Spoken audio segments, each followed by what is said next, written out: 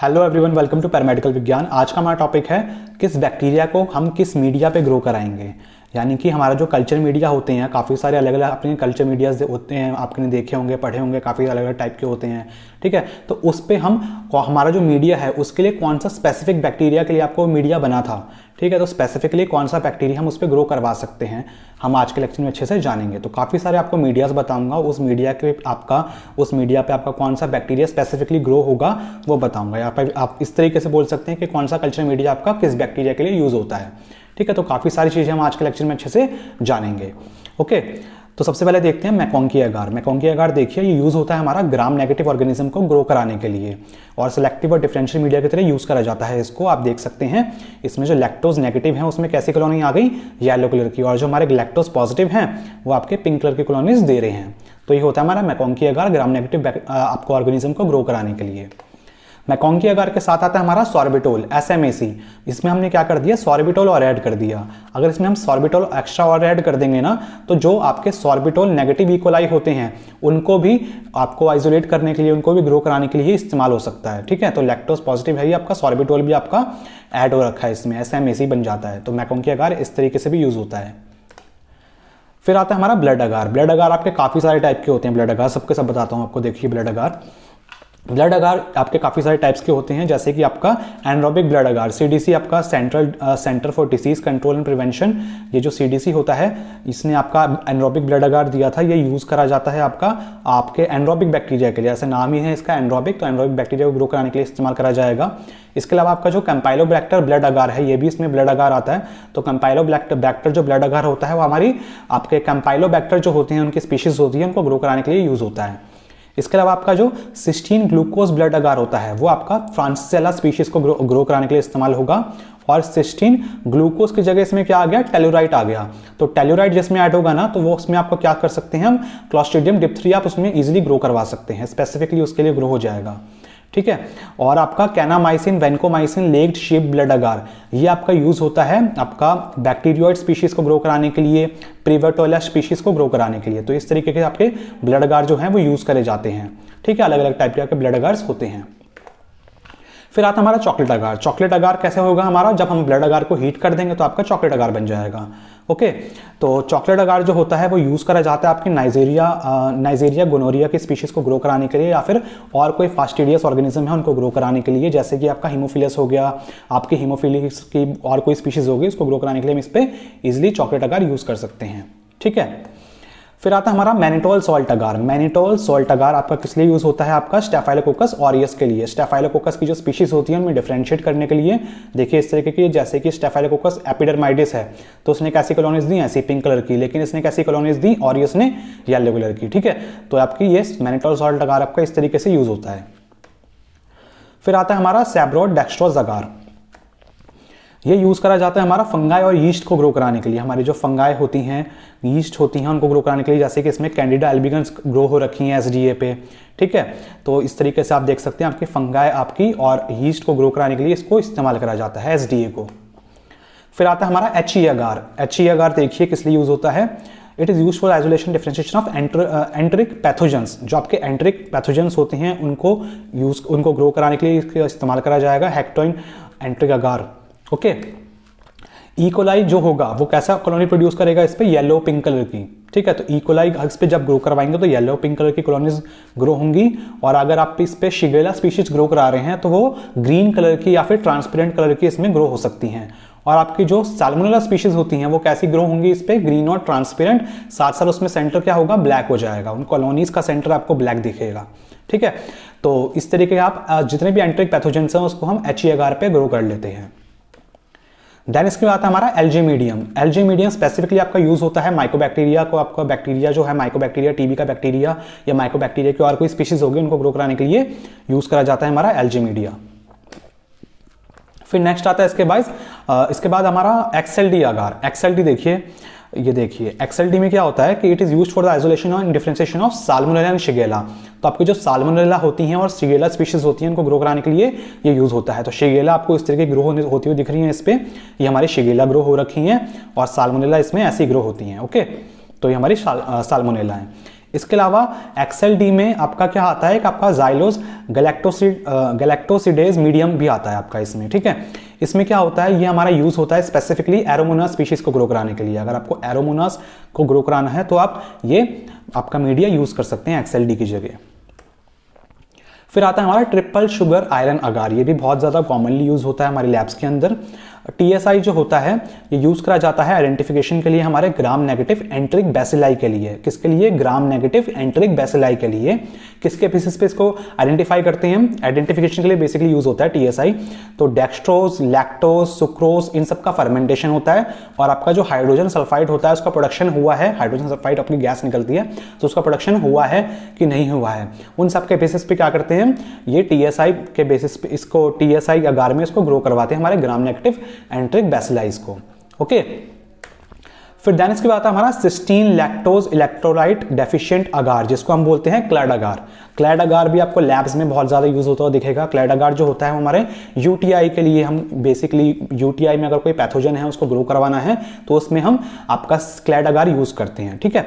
तो क्लैड अगार की full form याद रखना, कभी कभी एग्जाम्स में पूछ लेते हैं। तो इस तरीके से आप देख सकते हैं आपकी ग्रोथ आती है क्लैड अगार पे। तो यूरिन का जो सैंपल होता है ना, उसको हम क्लैड अगार पे ही उसको जब कल्चर कराते हैं, यूरिन कल्चर जब डॉक्टर लिखते हैं तो इसी पे हम इसको ग्रो कराते हैं क्लैड अगार पे मेजरली। फिर आता है हमारा मुलर हिटन अगार।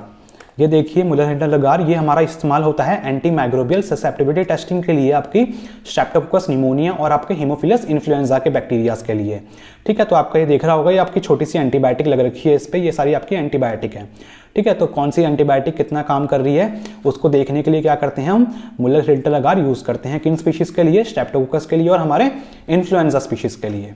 इनको ग्रो कराने के लिए हम बेसिकली इसको यूज करेंगे। फिर आता हमारा ब्रूसेला अगार। ब्रूसेला अगार आपको नाम से समझ में आ रहा होगा, ब्रूसेला की जो स्पीशीज होती हैं उनको ग्रो कराने के लिए इस्तेमाल करा जाएगा ब्रूसेला अगार। फिर आता है हमारा बफर्ड चारकोल यीस्ट एक्सट्रैक्ट अगार, BCYE, ठीक है। तो ये आपका किस लिए इस्तेमाल होता है? ये आपका लिग्योनेला स्पीशीज जो होती हैं उनको कल्टीवेट करने के लिए, उनको ग्रो कराने के लिए इस्तेमाल करा जाता है आपका ये BCYE अगार, ठीक है। तो इस तरीके से देख सकते हैं, आपको इस तरीके की इसमें ग्रोथ देखने को मिलती है, ठीक। देन आता है हमारा रॉबर्टसन कुक्ड मीट मीडियम। ये भी आपको पहले वाली वीडियो में बता रखा है मैंने कि आपके एंड्रोबिक बैक्टीरियाज को ग्रो कराने के लिए इस्तेमाल करा जाता है, जैसे कि आपका क्लॉस्ट्रिडियम परफिनेंजिस हो गया। तो इस तरीके के आप एंड्रोबिक बैक्टीरियाज में ग्रो करा सकते हैं रॉबर्टसन कुक्ड मीट मीडियम में। फिर आता है हमारा पोटैटोज डेक्स्ट्रोज अगार, ठीक है। तो आपको दिख रहा होगा एस्परजिलस नाइगर। तो एस्परजिलस नाइगर क्या है? हमारी एक फंगाई है। तो फंगाई, मोल्ड्स, इन सबको आपका ग्रो कराने के लिए क्या यूज करेंगे हम? PDA का यूज करते हैं, ठीक है। फिर आता है हमारा मॉडिफाइड थायर मार्टिन अगार, ठीक है। थायर मार्टिन अगार, मॉडिफाइड थायर मार्टिन अगार, ये इस तरीके के आते हैं आपके। तो ये आपका यूज होता है हमारा नाइजीरिया गोनोरिया के लिए और नाइजीरिया मेनिंजाइटिस के लिए। तो नाइजीरिया स्पीशीज को ग्रो कराने के लिए बेसिकली ये यूज करा जाता है। आपको अलग अलग डाइल्यूशंस में स्टॉक कल्चर बनाना हो तो इस तरह से अलग अलग आपको ग्रोथ इसमें दिख रही होगी अलग अलग डाइल्यूशन पे, ओके। देन इसके बाद आता है हमारा Emmys transport medium. Emmys transport medium आपका यूज होता है ट्रांसपोर्टेशन के लिए, आपका क्लिनिकल स्पेसिमेंस को। अगर आपको क्लिनिकल स्पेसिमेंस कहीं एक लैब से दूसरी जगह पे दूसरी लैब में लेके जाना है तो उस केस में क्या करेंगे हम? एमीज ट्रांसपोर्ट मीडियम का यूज कर लेते हैं। इसके अलावा आपका कैरिब्लेयर ट्रांसपोर्ट मीडियम भी आता है, ये भी आपका यूज करा जाता है सेम फीकल स्पेसिमेंस को, आपके एंट्रिक पैथोजेंस जो होते हैं उनको ट्रांसपोर्ट करने के लिए यूज करा जाता है आपका ये कैरिब्लेयर ट्रांसपोर्ट मीडियम।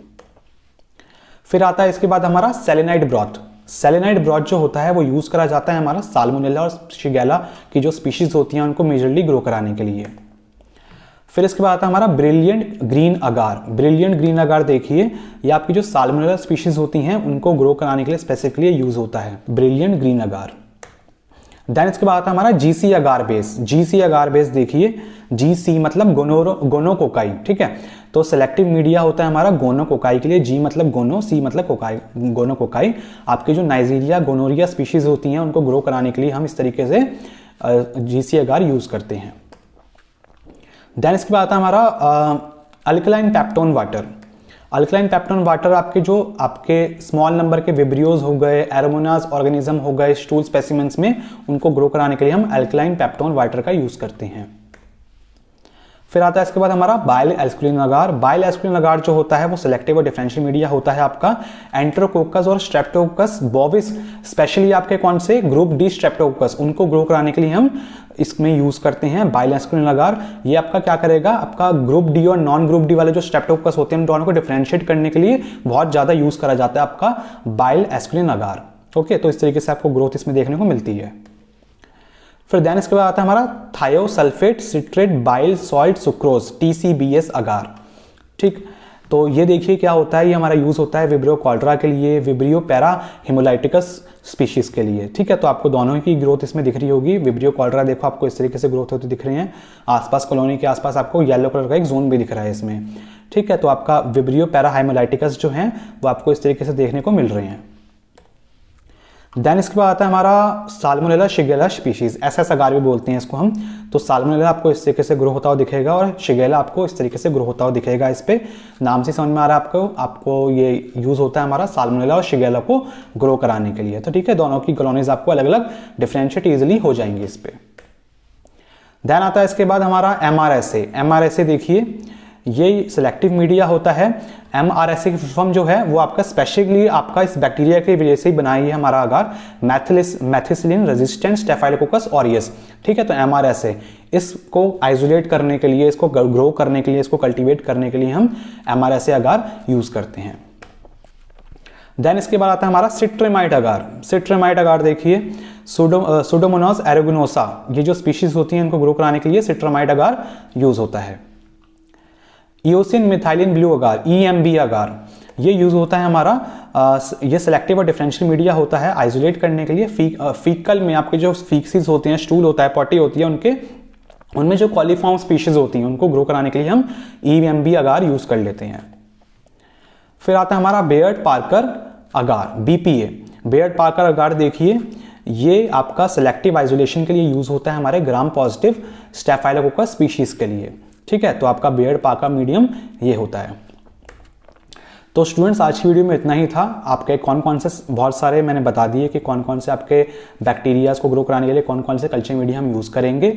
आई होप कि आपको अच्छा लगा होगा। अगर आप चाहते हैं कि आपको और भी लिस्ट चाहिए, मेरे पास 200 के आसपास की लिस्ट पड़ी हुई है। ठीक है, तो किस बैक्टीरिया के लिए कौन सा मीडिया, किस बैक्टीरिया के लिए कौन सा मीडिया, तो आप चाहते हैं कि आपको वही मिल जाए तो स्पेशली मैंने नोट्स बना के मैंने टेलीग्राम पे डाल दिए हैं, नीचे लिंक दे दिया मैंने डिस्क्रिप्शन पे टेलीग्राम चैनल का। टेलीग्राम चैनल ज्वाइन कर लो और फ्यूचर में अब जितने वीडियोस आएंगे सबके मैं आपको नोट्स दे दूंगा, क्योंकि बहुत सारे बच्चे मांगते रहते हैं कि सर जी नोट्स भी चाहिए, PPT चाहिए, ये चाहिए, वो चाहिए, तो सब मिल जाएगा आपको टेलीग्राम पे। बस मेरे को मैसेज कर देना कि ये चाहिए तो आपको मैं दे दूंगा नोट्स उसके। ओके, तो जो भी टॉपिक्स आएंगे अब सबके नोट्स दे दूंगा, जो प्रीवियस टॉपिक्स पढ़ाए हैं उनके भी धीरे करके मैं नोट्स डालना चालू कर दूंगा। ओके, तो अगर आपने चैनल ज्वाइन नहीं किया है अब तक, चैनल पहली बार है तो चैनल को सब्सक्राइब कर लेना और टेलीग्राम चैनल पे भी ज्वाइन हो जाओ। ओके, तो बहुत जल्दी हम मिलते हैं नेक्स्ट वीडियो में, तब तक के लिए बाय बाय।